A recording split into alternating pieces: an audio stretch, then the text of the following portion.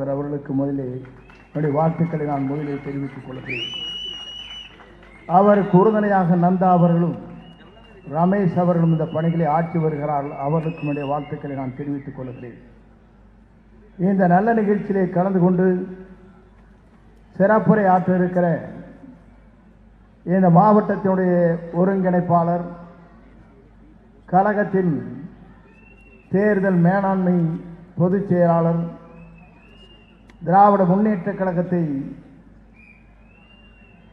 இன்று சிம்ம சொப்பனமாக விளங்கிக் கொண்டிருக்கிற ஆற்றல் மிக்க சக்தியாக இருக்கிற ஆதவ அரிஜன் அவர்களே, சிறந்த நிகழ்ச்சியிலே கலந்து கொண்டிருக்கிற எங்கள் உள்ளங்களில் உங்கள் உள்ளங்களில் நிறைந்து வாழப்போகிற கழகத்தின் துணை பொதுச் செயலாளர் அன்பிற்கினிய அருமை சகோதரர் ராஜ்மோகன் அவர்களே, சிறந்த நிகழ்ச்சியிலே கலந்து கொண்டிருக்கிற ஆற்றல் மிக்க அண்ணன் பாபு அவர்களே, கோபா அசோக் அவர்களே, எனக்கு முன்னாலே உரையாற்றிவிட்டு சென்றிருக்கிற ஜேடிசி பிரபாகரன் அவர்களே, இந்த நல்ல நிகழ்ச்சியிலே கலந்து கொண்டு நாளை தமிழகத்தை மாற்றப் போகிற எழும்பூரை திராவிட முன்னேற்ற கழகத்தை ஓடோட விட இருக்கிற ஆற்றல் மிக்க சக்திகளாக இருக்கிற அன்பிற்கினிய சகோதர சகோதரிகளே, உங்கள் அத்தனை பேருக்கும் என்னுடைய பணிவான வணக்கத்தை முதலில் நான் தெரிவித்துக் கொள்கிறேன். இன்று எழும்பூரிலே நாங்கள் பேசுகிறோம். நான் அமைச்சராக இருந்தபோதே இந்த எழும்பூரிலே பல்வேறு பேருந்துகளை இங்கே விட்டிருக்கிறேன். நான் அதை சொல்வதற்கு காரணம், எழும்பூர் என்பது அண்ணா இன்றைக்கு நாம் பார்க்கின்ற போது டிவிகேவுடைய எக்கு கோட்டையாக இன்றைக்கு திகழ்ந்து கொண்டிருக்கிற காட்சி என்னால் காண முடிகிறது. ஏனென்று சொன்னால், ஒரு தலைவர் எப்படி இருக்க வேண்டுமோ அந்த தலைவர் அப்படி இருக்க வேண்டும் என்கிற வரலாற்றை படைக்கிறவர்களாக இங்கே அமர்ந்து கொண்டிருக்கிற ஆர்ப்பரிக்கிற தொண்டர்கள் இங்கே இருக்கிற காட்சி என்னால் காண முடிகிறது. ஏன் இதை சொல்லுகிறேன் என்று சொன்னால், எனக்கு முன்னாலே உரையாற்றிய அத்தனை பேரும் இங்கே உரையாற்றுகள் எடுத்து சொன்னார்கள். ஒரு தலைவர் எப்படி தோன்ற வேண்டும் என்பதற்கு நாம் பல்வேறு சரித்திரங்களை இன்றைக்கு கண்டிருக்கிறோம். புரட்சித் தலைவர் முதலில் இந்த இயக்கத்தை துவங்கினார். துவங்கிய போது எல்லோரும் சொன்னார்கள், திராவிட முன்னேற்ற கழகத்தை சார்ந்தவர்கள் திரைப்படத்தை போல 100 நாட்கள் தான் ஓடப்போகிறது என்று சொன்னார்கள். ஆனால் புரட்சி தலைவர் என்றைக்கு பொது தேர்தலை சந்தித்தாரோ அவர் உயிருள்ளவரை தமிழ்நாட்டின் நிரந்தர முதலமைச்சர் என்ற வரலாற்றை படைத்த ஒரே தலைவர் புரட்சி தலைவர் எம்ஜிஆர். அவருக்கு பிறகு புரட்சி தலைவர் அம்மா அவர் பவுனி வந்தார்கள். அவரும் உயிருள்ளவரை தமிழ்நாட்டின் நிரந்தர முதலமைச்சராக இருந்தார்கள்.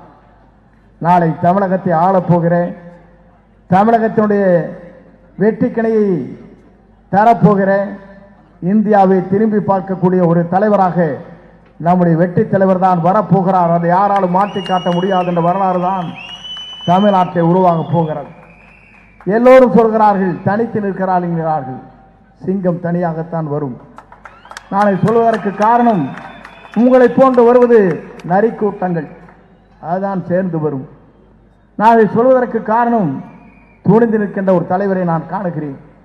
நான் புரட்சி தலைவரோடு புரட்சி தலைவர் அம்மாவோடு பயணம் செய்ததற்கு பிறகு 50 ஆண்டு கால வரலாற்றுக்கு பிறகு தூக்கி எறிந்த போது என்னை தூக்கி பிடித்தவர் தான் உங்களுடைய தலைவர் என்பதை இன்றைக்கும் நெஞ்சார நான் மனதிலே வைத்துத்தான் இந்த இயக்கத்தில் இன்றைக்கு இணைந்திருக்கிறேன். இணைவது மட்டுமல்ல, என் உயிர் மூச்சொல்ல வரை அவரை முதலமைச்சர் ஆக்குவதுதான் என்னுடைய சூழலையாக கேட்டு பணியாற்றப் போகிறேன். நான் எதற்காக சொல்கிறேன் என்று சொன்னால், எல்லோரும் பார்த்தார்கள், 2 கட்சிகளும் இன்றைக்கு இருக்கிறது.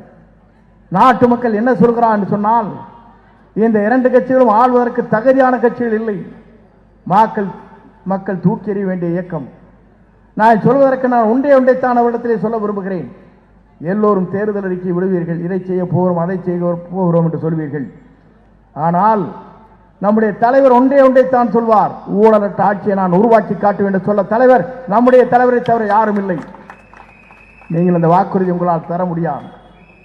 ஏனென்று சொன்னால், உங்களை அந்த வாக்குறுதியை தருவதற்கு நீங்கள் தகுதியற்றவர்கள்.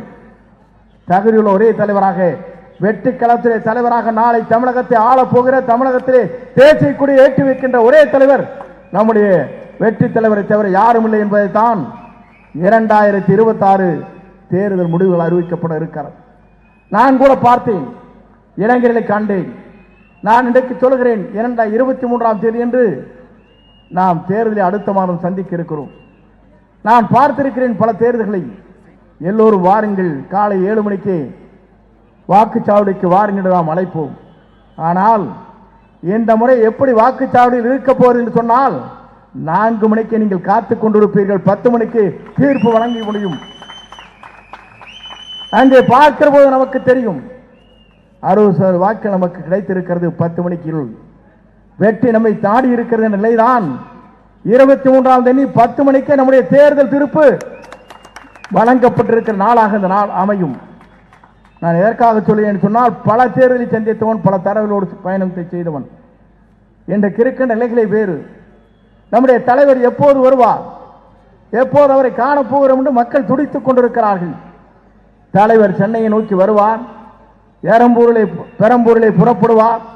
புறப்பட்டதற்கு பிறகு சென்னை மாநகரமே தம்பித்து போகின்ற அளவுக்குத்தான் மக்கள் கூட்டம் இருக்குமே தவிர எந்த தலைவருக்கும் இருக்க போவதில்லை என்ற வரலாற்றை படைப்போம், வெற்றியை காண்போம் என்று சொல்லி, நேரம் சுருக்கமாக இருக்கின்ற காரணத்தினாலே நம்முடைய ராஜ்மோகனை பொறுத்தவரையிலும் நல்லவர், பண்பாளர், நல்ல சிறந்த பேச்சாளர், உங்களை அணுகக்கூடியவர், தலைவருக்கு அங்கே பார்க்கின்ற போது வாழுங்கள் ராஜ்குமார் என்று தோளை தட்டக்கூடியவர்.